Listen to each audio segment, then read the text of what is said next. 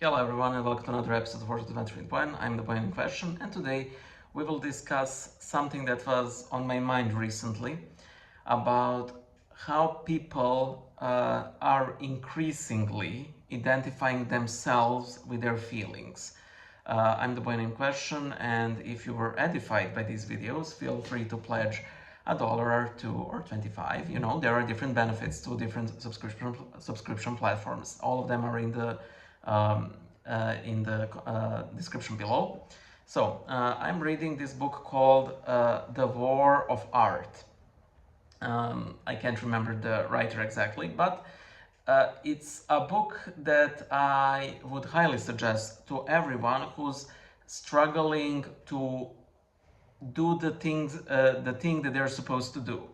For a lot of us, it is to improve ourselves, to work out, to change our diet, to lose weight, to do the most difficult thing in the morning, to do our job properly, and so on and so forth. It is really a terrific book. I found a lot of inspiration in it. However, it also made me sort of ponder about this, how the author calls it resistance, which is this essentially force within ourselves that prevents us to do the things that we need to do.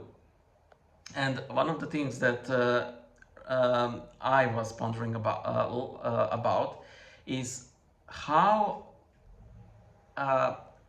it is a given that we essentially let emotions and vibes and emotional states rule our lives. Man, that was a tongue twister.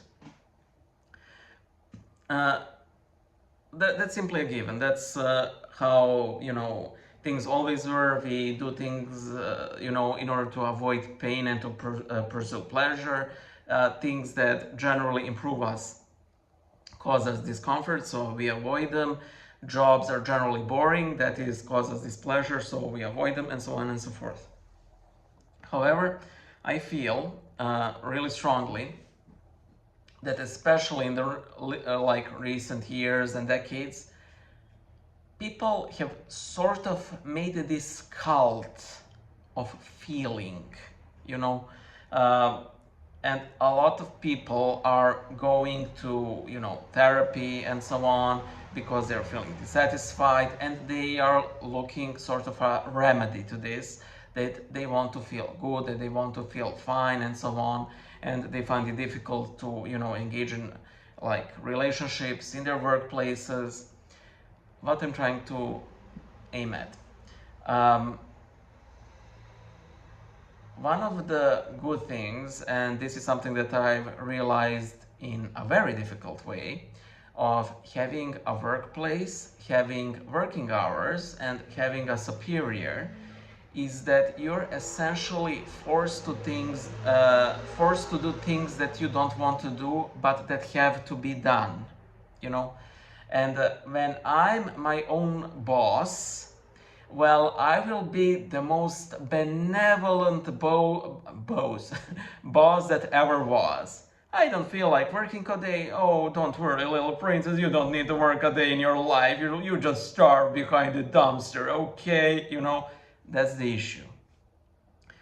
Um, I think, yes, we do consider it as improper, crude, rude, and so on. But there's a lot of folk wisdom in saying, well, suck it up. Do it.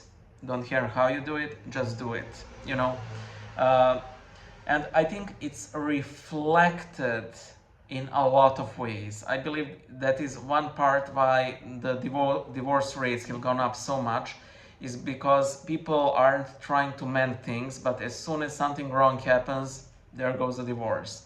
By the way, I do not want to say like, oh, stay in an abusive relationship or something. I'm not trying to say therapists are bad.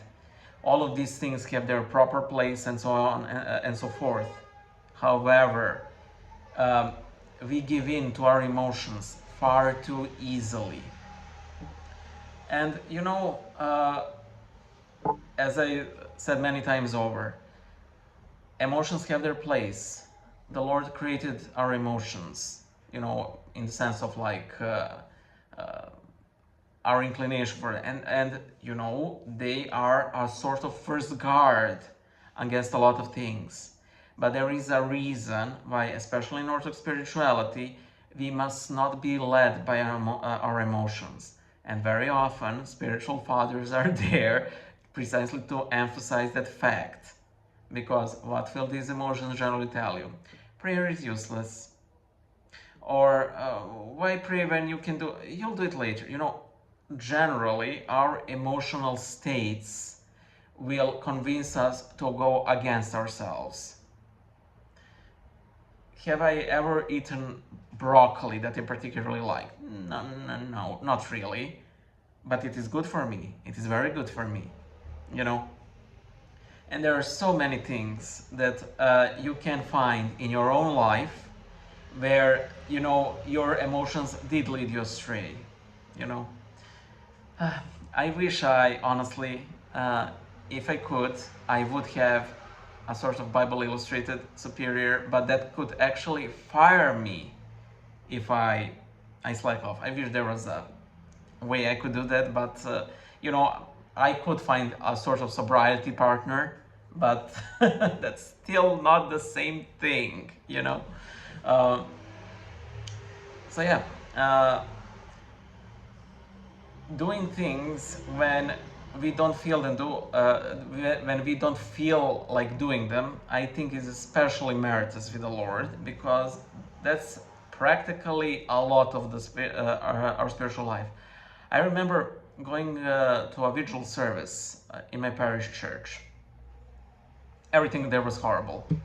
Everything was in church Slavonics, and even like if I understand some of it, I couldn't understand the word because of the reverb of the room of the church. The guy who read it had a poor voice for reading. Um, it was a very miserable experience. That is how it started. However, by the time it ended, I practically flew outside of the church. It was one of the most amazing services I've ever been to. I believe personally that this was a little miracle from the Lord, you know, to show that there is something greater behind this apparently poor service, you know. And I need to be on guard again, not to be led by emotions and be like, all Orthodox services make me hover above like a bird. No, that is falling into the same mistake as not going to the church because I don't feel like it. And in general, I won't feel like it because bed is so comfy.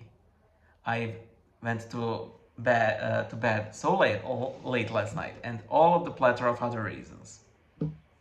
So yeah, just wanted to share some of my thoughts on this. Bye.